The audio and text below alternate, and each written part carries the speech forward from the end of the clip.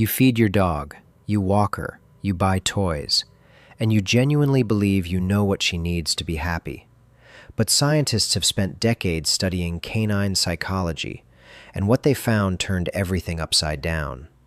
Much of what we think of as care means nothing to a dog, and what we've been overlooking for years is the very source of her deepest joy. Today, 14 things that make your dog truly happy, and number 6 will change the way you walk your dog forever. 1. Let her sniff everything on the walk. You pull the leash, you're in a hurry, and your dog shuffles behind you, never getting to properly investigate a single bush. This is one of the most common mistakes dog owners make, because for a dog, a walk is not exercise, it's reading the newspaper. Every lamppost, every patch of grass, every faint trace on the pavement carries messages left by dozens of other animals. Who was here? When? What condition they were in, male or female, healthy or not. Research shows that a dog allowed to freely sniff her environment becomes just as mentally tired as after a long physical run. This isn't a preference, it's the brain running at full capacity. A dog that's not allowed to sniff is like a person who isn't allowed to speak all day. Tension builds. There is no joy. Give her a slow walk with the freedom to explore whatever she wants, and you'll see how differently she comes home. Satisfied, calm, happy. 2. Talk to her like a baby. It sounds ridiculous, but science says otherwise.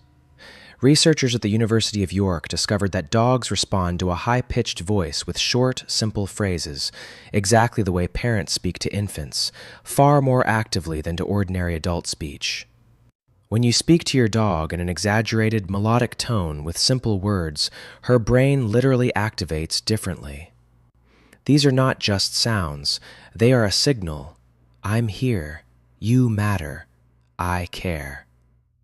Dogs that are spoken to regularly understand their owner's emotional states better, form stronger bonds, and show significantly less anxious behavior. The words don't matter. The tone is everything.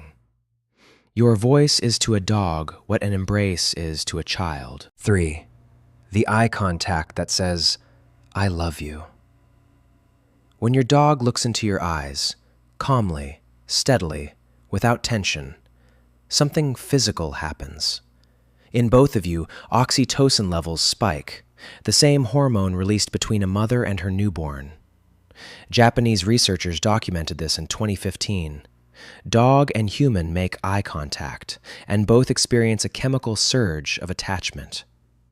This is not a metaphor for love. This is the biology of love. But context matters. A hard, sudden stare from a stranger is a threat.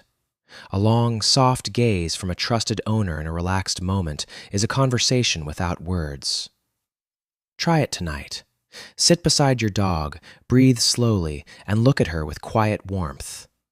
She'll look back, and something real will pass between you. 4. Toy rotation. Has your dog stopped playing with her toys? This isn't boredom or ingratitude, it's neuroscience. The canine brain responds powerfully to novelty and predictably loses interest in what's always there. The same toy sitting in the same corner for 3 weeks becomes part of the furniture. The brain stops registering it. But take those toys away for a week and bring them back, and your dog reacts as though they're brand new. Excitement, engagement, joy.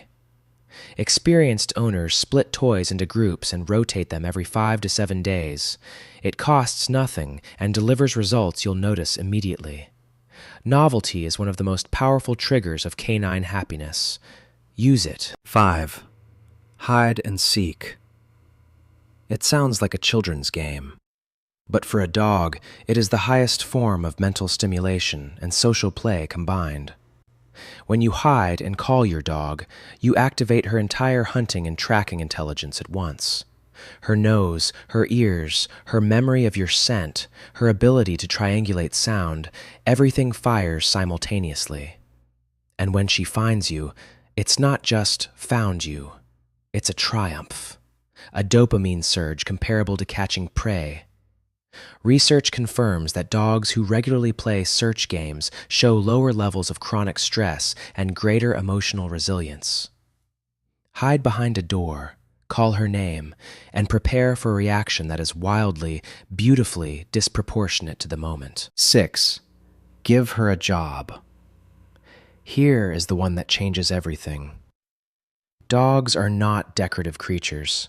For thousands of years, every breed performed work: herding, guarding, pulling sleds, tracking game. That need did not disappear. It lives inside every dog currently lying on your sofa. A dog without a task is not a resting dog. She is an unfulfilled dog. Boredom in dogs surfaces as destructive behavior, anxiety, hyperactivity, and owners spend years treating the symptoms without ever understanding the cause. The job doesn't have to be complex. Have her carry a bag from the car to the door. Teach her to retrieve a specific object by name. Put a light backpack on her for the walk. A dog with a purpose moves differently, with dignity, with focus, with a sense of meaning. And that sense of meaning is one of the greatest sources of canine happiness. Not comfort, purpose. 7. Tug of war. Many owners avoid this game, convinced it provokes aggression. This is one of the most persistent and damaging myths in dog ownership. Research shows the opposite. Dogs that regularly play tug with their owner demonstrate higher confidence, better responsiveness to commands, and a stronger bond with their person. A game that involves real tension, real struggle, and a real outcome. This is exactly what the canine psyche needs. The key: let her win sometimes. A dog that never wins loses interest.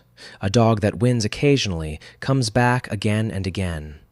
This is not a loss of authority. This is correct play. Afterward, your dog is relaxed, content, and looks at you with a particular warmth, because you are the one who plays for real. 8. Your scent is her happy place. While you're away, your dog isn't simply missing you. She is actively searching for you in the space around her, and she finds you in your things.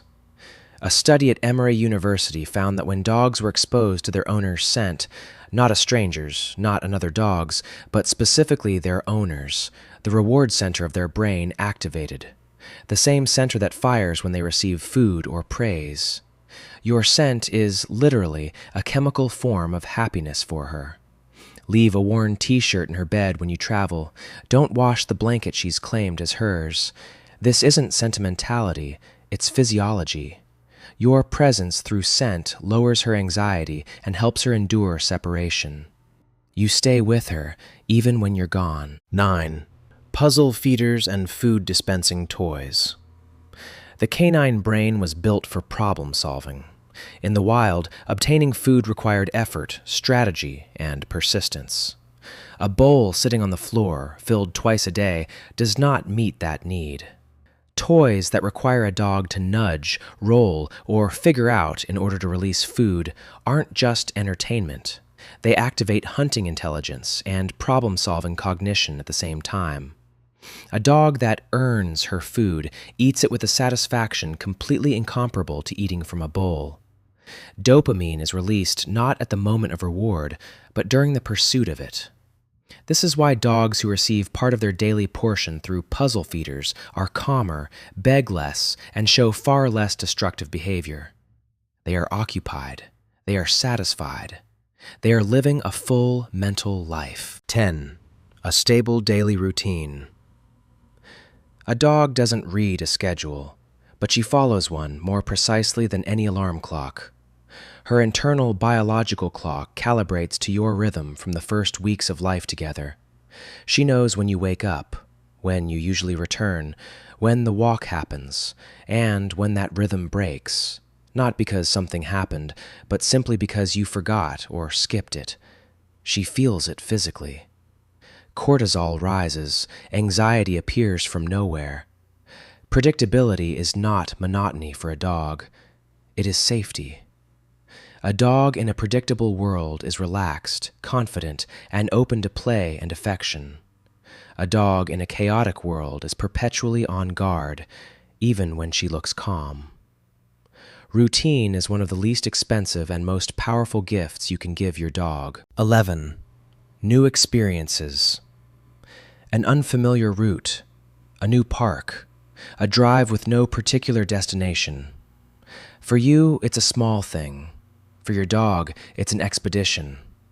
When the brain encounters new information, it produces brain-derived neurotropic factor, a substance that literally supports the growth of new neural connections. New scents, sounds, textures under her paws, all of it isn't just pleasant, it feeds the brain. Dogs that regularly receive new experiences age more slowly in cognitive terms. Their brains remain flexible longer.